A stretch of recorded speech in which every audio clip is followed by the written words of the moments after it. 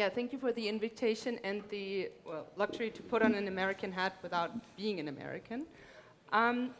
But to address your question, of course, I want to challenge the hypothesis that the US is in retreat, or at least that we can see it on a material base, and we probably have to talk more about, the narrative of retreat from the US perspective.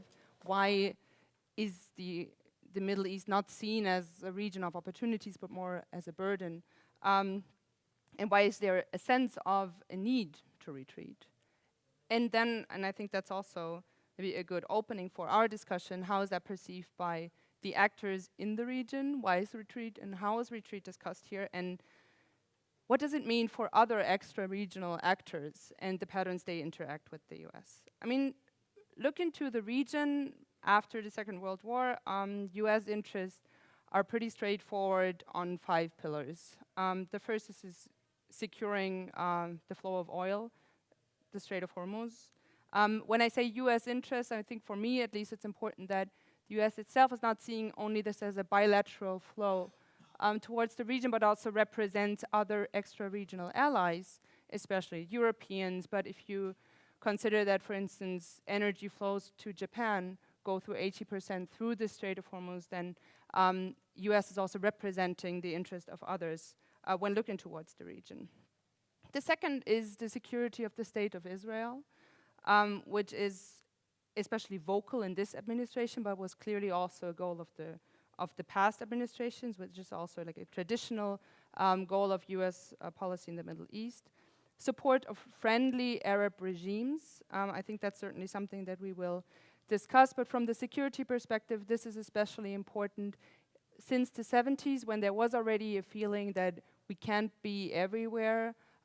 Once there is a war that demands US resources outside of the region, we need to look through not necessarily proxies, but powers that share our interests, and we can delegate the burden to secure the region too. This was in the 70s. In the 80s, it was certainly different in the interpretation. That leads me to the fourth point, because in 1983, after the collapse of the US twin pillar system, CENTCOM was established, and the military footprint of the US in the region expanded, well, not dramatic, but certainly substantially, and that's the case until today. So the security of US military personnel and bases in the region is the fourth point, and the fifth, and that's certainly also since the 80s, but more recently dominating the discourse of US policy towards the Middle East, is the fight against terrorism and radicalism.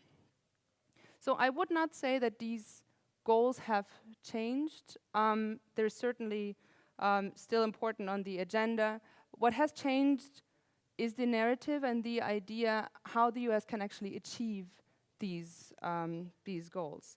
The first is a deep sense of pessimism towards the region that we saw under Obama, that we also see under Donald Trump. Although you would say that Donald Trump has changed his rhetoric towards the Arab leaders, that he's like dancing a sword dance and tries to accommodate them.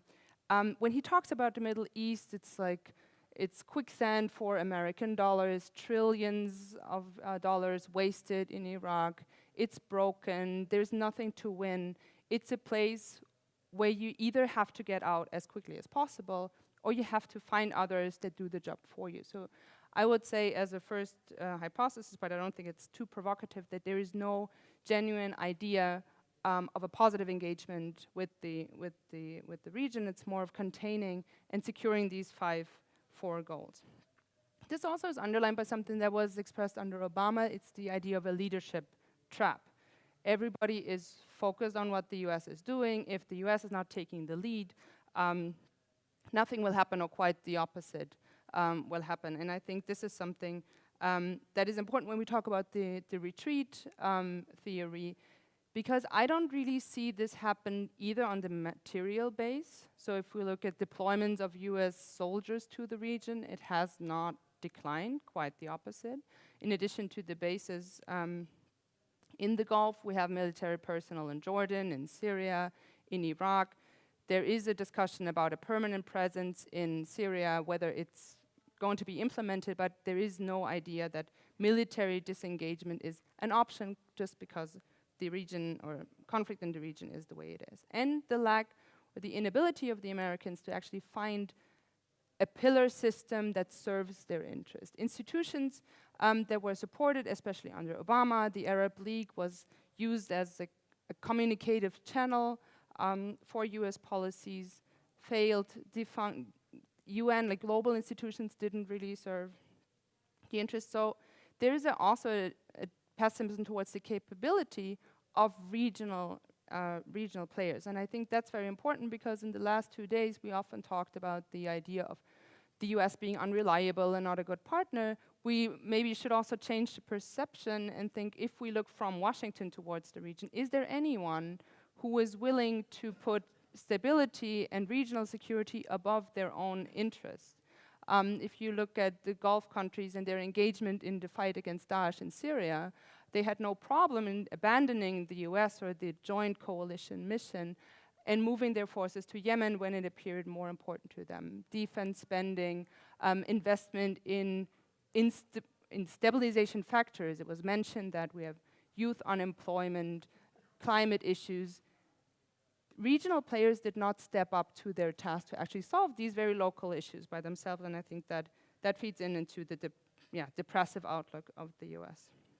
So coming to an end, if we have an incentive to withdrawal and pessimism towards the region, I think there is maybe a chance for us to look and discuss options of withdrawal. What's really feasible, especially when we have a highly polarized system in the region. The first, but I kind of gave that up already, institutions. Will the US invest in the rebuilding of institutions that it thought at some point would actually serve its interests? Gulf Cooperation Council, Arab League.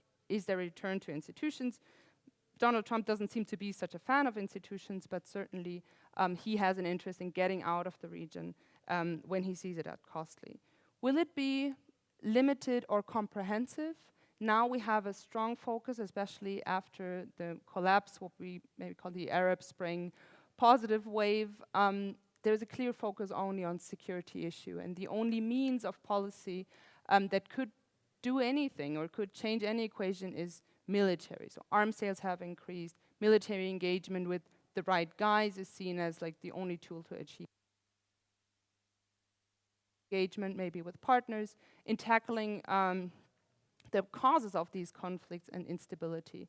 So far, I think we see a limited focus of Donald Trump on these issues, but certainly cooperating with partners is could be an option. The last point, what kind of system would the US leave behind if they go? I see two options that we could discuss. The first is the Obama option or the Nixon option of the 70s, and that's the twin pillar, Iran, Saudi Arabia, mediating some kind of a power sharing agreement that would actually lead to a stabilization of the region that might not be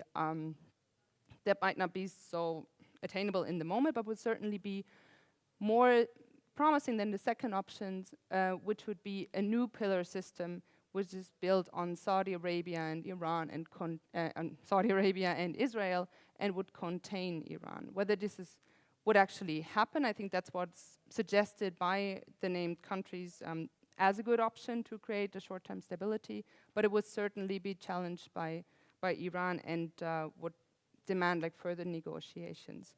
I hope in the discussion we can also talk about Europe, but now I would leave it at that, and thank you.